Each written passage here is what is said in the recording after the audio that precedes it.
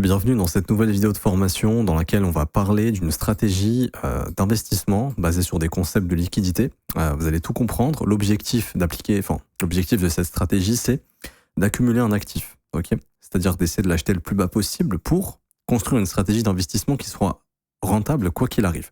La seule métrique qu'on ne pourra pas maîtriser, c'est le drawdown, c'est-à-dire combien de temps on peut rester en perte latente sur notre investissement. Par exemple, demain, si j'ai acheté du Bitcoin à 30 000 en 2022, que le Bitcoin est descendu à 16 000, 15 000 au bottom, à un moment donné, j'étais en perte de 50%. Maintenant, aujourd'hui, je suis en gain de 200% par exemple. Ok. Donc, c'est la seule métrique qu'on ne pourra pas maîtriser. Maintenant, mon objectif, ça va être de vous donner une strat qui est toute bête, qui fonctionne très très bien et qui vous permettra de, quoi qu'il arrive, faire du gain si votre actif ne meurt pas. Et ça, c'est important. Il faut absolument que l'actif ait une continuité haussière, un cycle haussier. Parce que si vous faites ça, par exemple, sur un Chiliz, je vous donne une bêtise, c'est le premier coin qui m'est venu en mémoire.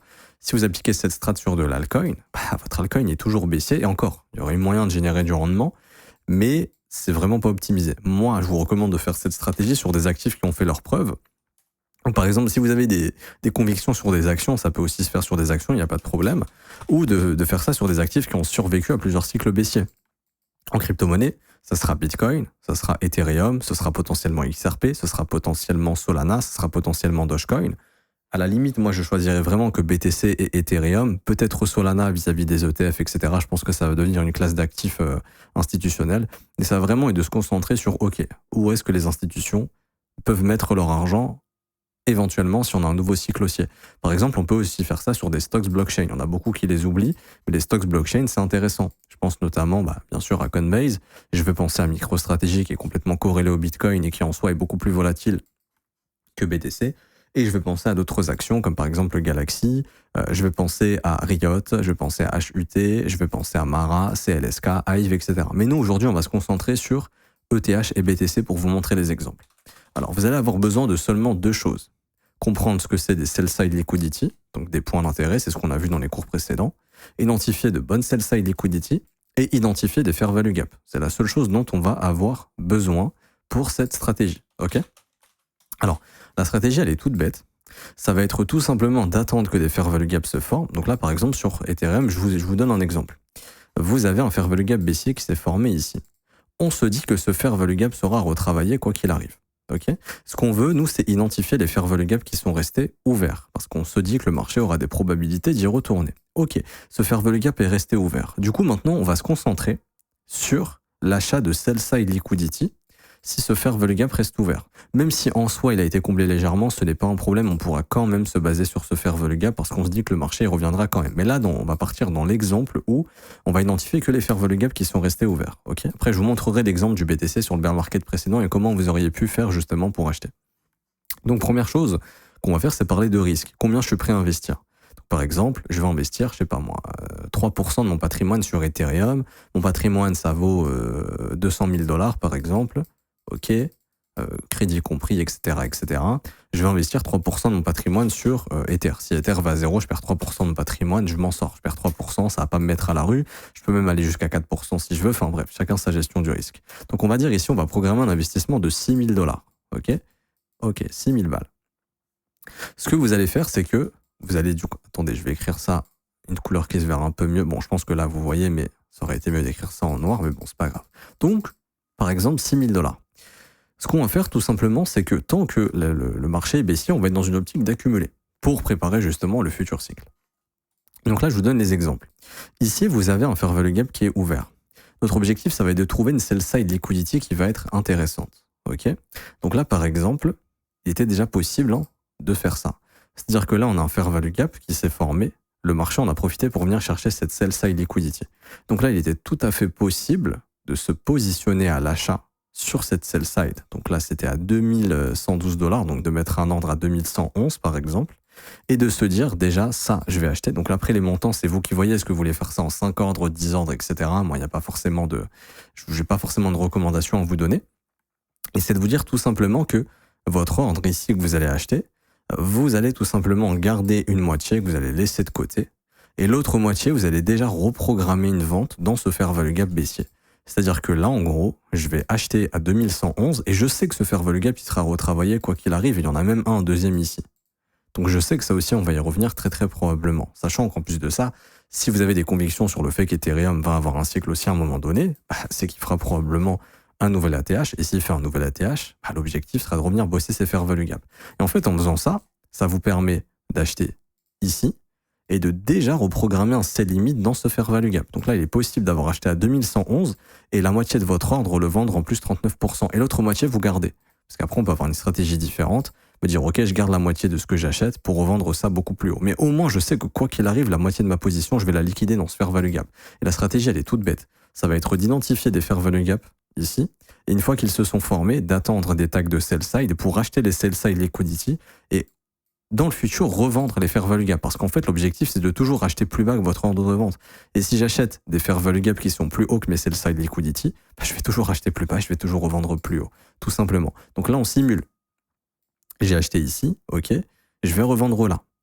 J'ai encore du cash et j'ai envie de faire ça encore. Ok. Est-ce que j'ai un autre point d'intérêt qui est intéressant? Moi, je trouve que oui. Il y a le plus bas de 2024. Ici. Juste là. Hop, attendez, je supprime tout ça. Là, on voit quoi ici? On voit que le marché a pris une sell side, mais qu'il a laissé derrière lui le plus bas de 2024. Est-ce que c'est un point d'intérêt qui m'intéresse? Oui. Je peux déjà mettre un buy limit là. Et si mon fair value gap vectoriel ici, il est toujours ouvert, je vais tout simplement venir revendre ce fair value gap. Donc je vais pareil, remettre un ordre d'achat ici. Je vais par exemple vendre la moitié dans ce fair value gap. Et là, pareil, j'aurai encore la possibilité d'acheter un Ether à genre 2065 $. Et j'aurai déjà la possibilité de faire une plus-value de 43% sur cet ordre. Donc là, on pourra vendre la moitié. Et la moitié de ce qu'on aura acheté pourra déjà être vendu en 43% de gain, quoi qu'il arrive, parce qu'on sait que cette sell side, elle sera retravaillée. Enfin, cette fair value gap sera retravaillée très très probablement. Il est possible d'identifier d'autres fair value gap, ok. Et là, vous pouvez vous dire, ok, je vais vendre un peu ici. Là, pareil, je vais revendre un peu dans ce fair value gap. Et pourquoi pas, mon prochain ordre de vente, je vais revenir travailler ce fair value gap baissier. Et là, mon prochain ordre de vente, ce sera ce fair value gap. Et ensuite, tout simplement, mon prochain ordre de vente, ce sera encore ce fair value gap, donc ce sera au-dessus de ce sommet. Donc là, déjà, il est possible d'acheter ces sell side et de dire, je vais vendre ici, je vais vendre ici, je vais vendre ici, je vais vendre ici. Et vous savez que ça, on y reviendra. Parce que déjà, si on a un cycle haussier, on fait un nouvel ATH, donc on y reviendra sur ces fair value gap. Mais imaginons, même s'il n'y a pas de nouveau cycle haussier ou qu'on revient juste à l'ATH, vous déjà, vous allez pouvoir liquider votre position. Et c'est comme ça que vous allez pouvoir accumuler. Et en fait, vous pouvez par exemple vous dire, ok, je vais liquider 70% de ma position dans ces fair value gap et je vais me garder un 30% le jour où il y a un cycle haussier. Ok? Et après, vous pourrez potentiellement vendre aussi cette buy side et vendre également, pourquoi pas, la buy side de l'ATH et garder même un back supplémentaire au cas où ça fait des ATH. Mais le but, ça va être simplement d'acheter des sell side liquidity quand vous allez trouver simplement des fair value gap qui vont vous intéresser pour les revendre et vous savez que ça vous fera de la plus-value. Vous pouvez jongler sur les unités de temps. Ça peut être weekly, ça peut être daily, ça peut être en échelle 3 jours. Donc là, on voit qu'en weekly, par exemple, le fair value gap, il est ouvert. Donc si le marché vous redonne l'opportunité d'aller chercher le plus bas de 2024 juste ici, vous savez que ce fair value gap, vous allez pouvoir le revendre et ça vous permet d'acheter bas et de revendre au plus haut quoi qu'il arrive. La seule métrique qu'on maîtrise pas, c'est le drawdown, parce que le marché peut faire ça. Former un fair value gap baissier ici. Et donc là, par exemple, si vous avez acheté là, vous pouvez vous dire, ok, je vais vendre peut-être 10%, 15% ici, histoire de me payer un petit peu. Et ensuite, je vais garder mes ETH parce que moi, mon objectif sera de vendre cette zone. Ok. Et puis ensuite, vous avez juste à faire ça. C'est-à-dire, plus il y a des sell side intéressantes, plus on forme des fair value gap. Donc, imaginons, là, on repart à la baisse sur Ethereum. Ok. C'est-à-dire que Ether, ici, il refait des bougies baissières. Ok. Donc, je vais les mettre en noir. Hop. Et il vous fait un fair value gap baissier, par exemple. Là, imaginons, il y a un nouveau fair value gap baissier, weekly, daily, peu importe, qui se forme au cours des prochaines semaines, aux prochains jours. Et qu'on vient tag la sell side de 2024, ça pourrait être un ordre de vente par la suite, ordre de vente. Ensuite, en daily, on avait vu qu'il y avait des fair value gap ici. Ensuite, cette buy side, donc ça sera le sommet de 2024. Ensuite, le sommet de 2021, et etc., etc. Et par exemple, je vais localiser une autre sell side. Imaginons, on vient chercher cette sell side. Ether, il vient combler ce fair value gap et il redescend. J'ai encore du cash, ok. Ma prochaine sell side, ça peut être elle, par exemple. Hop. Je mets un ordre d'achat sur le spot sous les 1492, j'achète ici. Imaginons si ce fair value gap d'ici là, il est encore ouvert, vous savez que cet ordre d'achat, vous allez pouvoir, si vous le voulez, le liquider ici, si vous le souhaitez. Et imaginons, ça fait ça et ça baisse encore. J'identifie une prochaine sell side. Ah, j'en ai une ici. En plus de ça, il y a un fair value gap, une zone incroyable. je mets un ordre d'achat à 1360, enfin, sous les 1367, je sais toujours que je pourrais revendre dans mes fair value gap. Donc ça se trouve en daily, on aura un là, mais si mon fair value gap weekly ici, il est toujours ouvert, puis je vais toujours foutre mes prochains sell limits dans cette zone. Et là, tout ce que vous achetez, vous savez que vous allez un jour ou l'autre le revendre ici. Et je vais vous montrer, par exemple, on peut le faire ici sur Ethereum, par exemple. OK ? Ici, là, sur Ethereum, on va identifier des sell-side liquidity. Là, par exemple, il aurait été possible d'acheter cette sell-side et de commencer à préparer son investissement. En se disant, cette sell-side, elle m'intéresse. Donc, attendez, je vais aller en replay. Hop, on va venir ici et on va avancer comme ça. Tac, tac, tac, tac, tac, tac, tac. Donc, ok, moi, cette sell-side, ça m'intéresse pour du spot, il y a du fair value gap. Vous faites pas all-in ici. L'objectif, c'est de se dire combien je suis prêt à investir et de se dire, par exemple, je me laisse 5 entrées ou 6 entrées. Alors, si vous travaillez en weekly, on peut se dire, je me laisse 4 entrées, 5 entrées. Si vous travaillez en daily, on peut aller jusqu'à 10, 12, on s'en fout. Nous, le but, c'est de toujours acheter des sell-side qui sont plus basses que des fair value gap qui vont être retravaillés plus tard. Comme ça, on sait qu'on achètera bas et on revendra toujours ça plus haut, quoi qu'il arrive. En fait, vous allez vous retrouver tout simplement, donc là, tac, tac, tac, ok, cette sell-side à l'état, j'ai un fair value gap ici. On sait que le marché va revenir combler ce fair value gap un jour ou l'autre, quoi qu'il arrive. Si c'est pas demain, si c'est pas la semaine prochaine, ça peut être dans 1 an, ça peut être dans 6 mois, on s'en fout. On sait que le cash, ça se dévalue, c'est de la merde, on s'en débarrasse. Ok, j'ai confiance en ETH pour un éventuel cycle précédent. J'ai un premier buy limite en spot qui s'exécute ici à 2100, 2600, ok. Donc je sais qu'ici, j'ai acheté de l'ETH ici à 2620. Je sais déjà que peu importe quand, je vais revendre peut-être la moitié ici en plus 31%. Vous me suivez? Ok, on continue. Donc là, j'achète la moitié que j'ai acheté. Donc par exemple, j'ai acheté pour $300, je mets déjà la moitié de mes Ethers. Donc par exemple, j'ai acheté, je sais pas moi, 0,5 ETH, je dis une bêtise, je remets 0,25 ETH en vente dans ce fair value gap parce que je sais qu'on y reviendra et ça sera de la plus-value. Tac, tac, tac, tac, tac, tac, on attend. Hop, hop, hop, hop, hop, hop, on comble ce fair value gap, on remonte. Ok. Ah, ETH, il continue sa dynamique baissière. Hop, hop, hop. Là, je peux faire la chose suivante.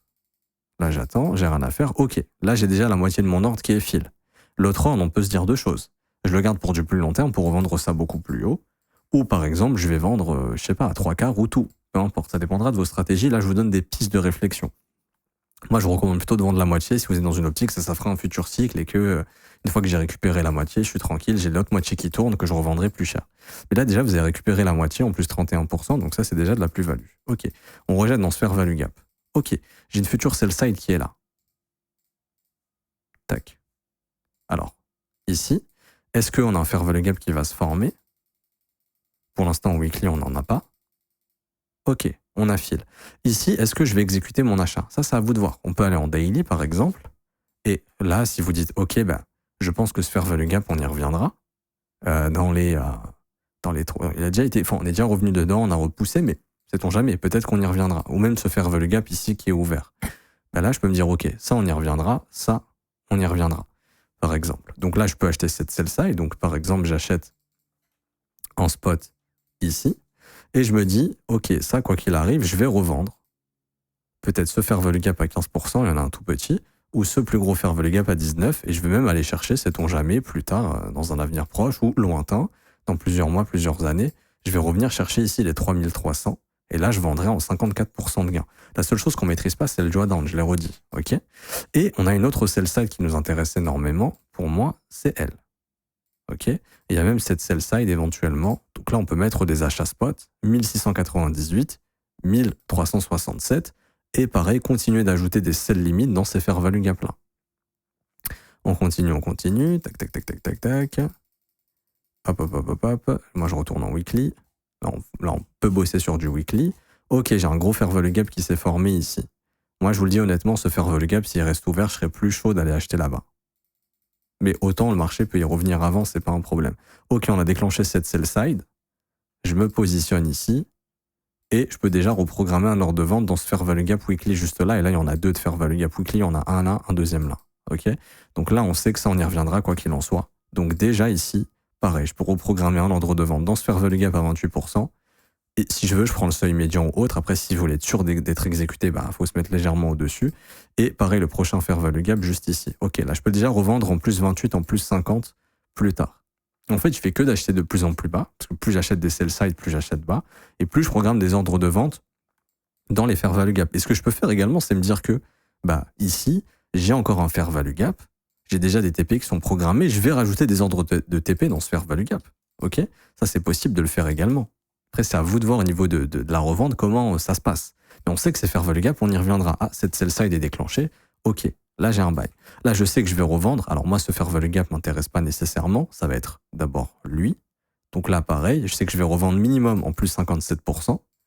Et ici, je vais revendre, pareil, minimum le prochain fair value gap en 85. Et si je veux aller rechercher cet ordre, ici, j'ai tout à fait le luxe de me le laisser. Je me dis, plus on descend, plus c'est intéressant et pertinent pour moi. Je revendrai tous ces ordres ici en plus 57, plus 85, plus 137. Et par exemple, j'ai acheté un ETH ici, je revends 0,2 ETH ici, je revends 0,3 ETH ici, je revends 0,4 ETH ici. Ok ? Et je me garde d'autres ETH si je joue la cyclicité par exemple.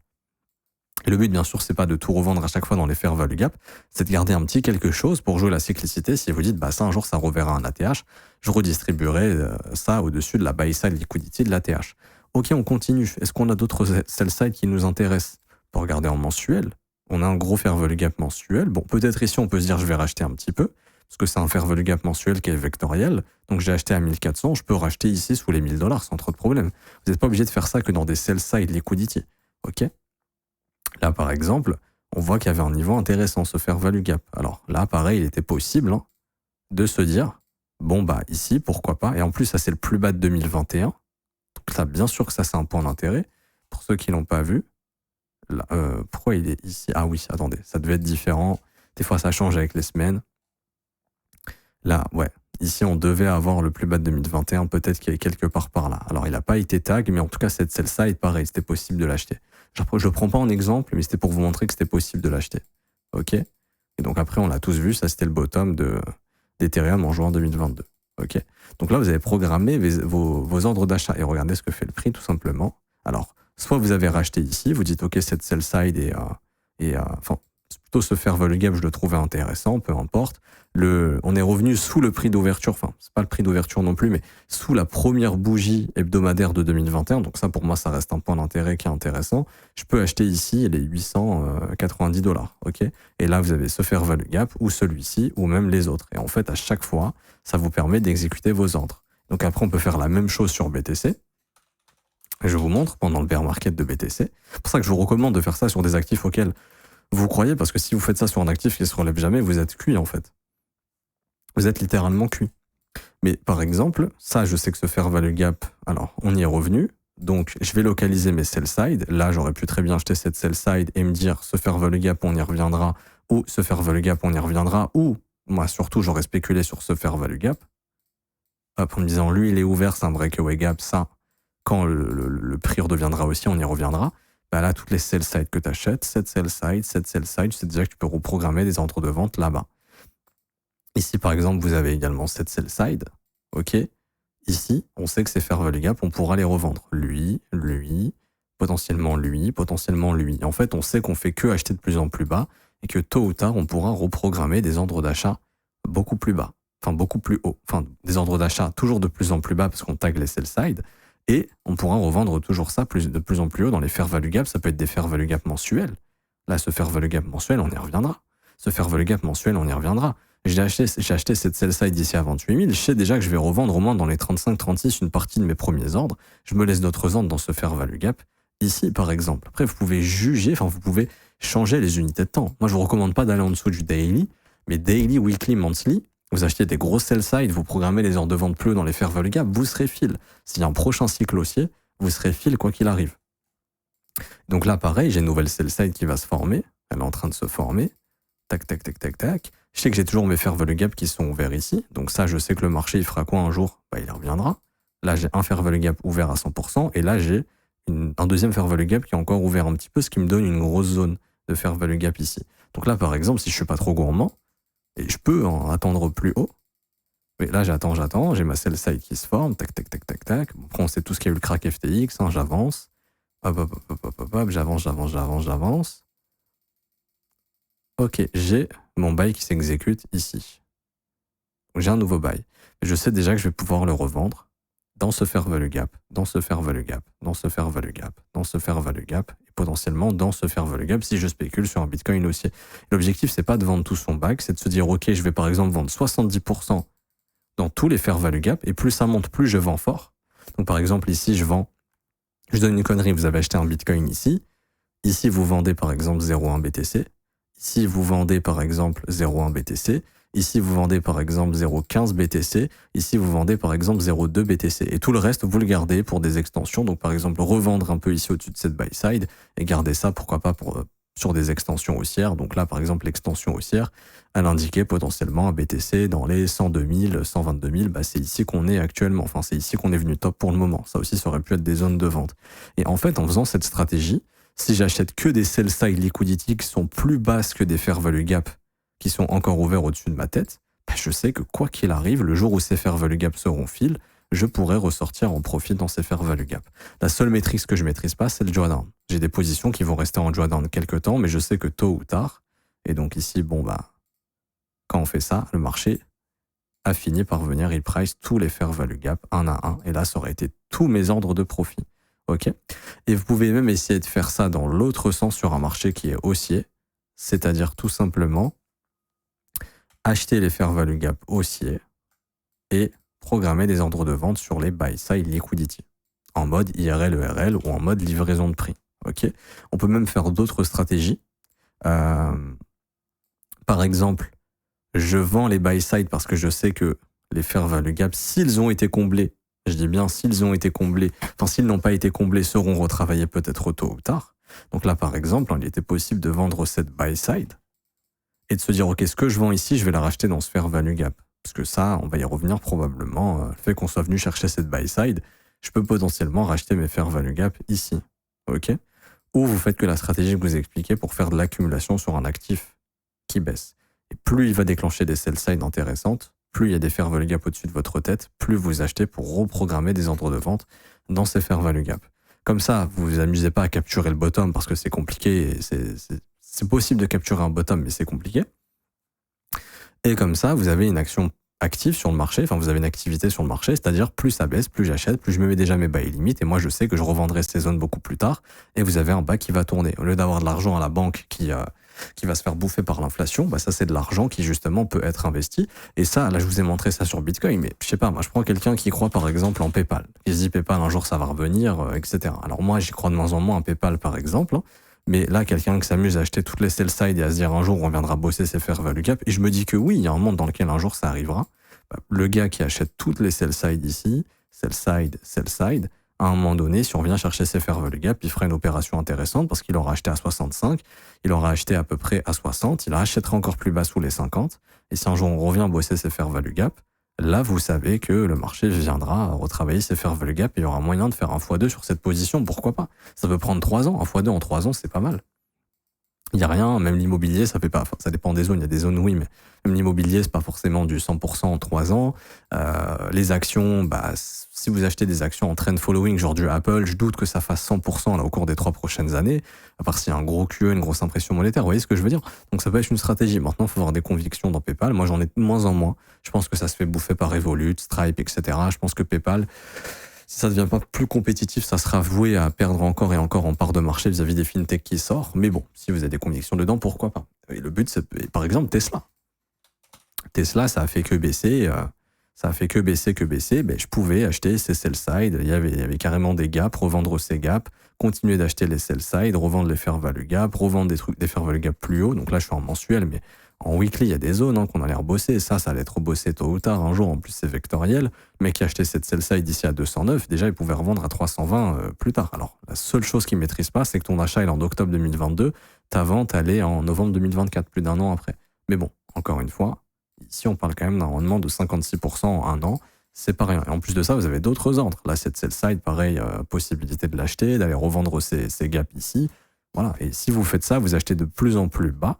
C'est pour ça que je dis qu'il faut des convictions dans une entreprise ou en crypto-monnaie. Et ensuite, tout ça, vous pouvez le revendre plus haut. Et ça, franchement, et s'il vous plaît, faites pas ça sur un shitcoin de 100 millions de market cap dans lequel vous avez des croyances et des convictions. Cette stratégie, c'est exclusivement pour de la grosse capitalisation et des trucs qui vont survivre. Donc, par exemple, quelqu'un qui nous a fait ça sur Meta, pendant la grosse chute, bah là, il s'est gavé. Hein. Tu disais ça allait être retesté quoi qu'il arrive. T'as acheté toutes les sell side ici, t'as acheté 7 sell side, t'as acheté 7 sell side. Là, tu t'es gavé sur Meta. T'as un achat à 123. Hop. T'as un achat ici également à 137. T'as potentiellement des achats sur ces sell side si jamais ça t'intéresse. Il y avait cette sell side aussi. Donc là, c'était un achat ici dans les 207, etc. Et ouais, après, il y a peut-être d'autres sell side qui ont été atteintes. Bah oui, il y a ça aussi. Hein. Là, c'était peut-être un achat à 113. Je sais pas si on a une autre, un achat à 108. Enfin, là, il y avait moyen de se gaver sur Meta. En se disant, tout ce que j'achète bas, je vais le revendre dans ce fair value gap, quoi qu'il arrive, et peut-être même plus haut si on redevient bullish. Mais là, déjà, tu sais qu'en achetant ces sell side, là, déjà, tu sais que tu reviendras au moins faire un 18%. Après, si tu vends le seuil médian, si tu veux optimiser, bah là, c'est plus. Tu achètes ces sell side, tu sais que là, tu feras au moins un 75%, etc., etc. Et là, bon, bah voilà, Meta, c'est en train de faire une énorme bulle ici. Et pareil sur Nvidia, pareil sur Apple, si ça a retracé, etc., etc. Je pourrais même vous faire une vidéo, ça va me donner une idée de concept pour faire de l'accumulation sur les indices ou les ETF dans de très bonnes zones. Comment on pourrait se débrouiller vis-à-vis de ça. En fait, on reprend cette stratégie, mais on va inverser tout simplement les rôles. Tout simplement. Mais c'est un peu plus compliqué. Moi, je préfère revendre les fair value gap que revendre les buy side. Mais bon, je sais pas si je vous la ferai. C'est une idée que j'ai dans la tête. Si ça arrivera peut-être dans plusieurs semaines pour voir comment je pourrais vous donner des pistes de réflexion là-dessus. En tout cas, je m'arrête ici et on se retrouve bientôt pour de prochains concepts dans la formation ou à tout de suite.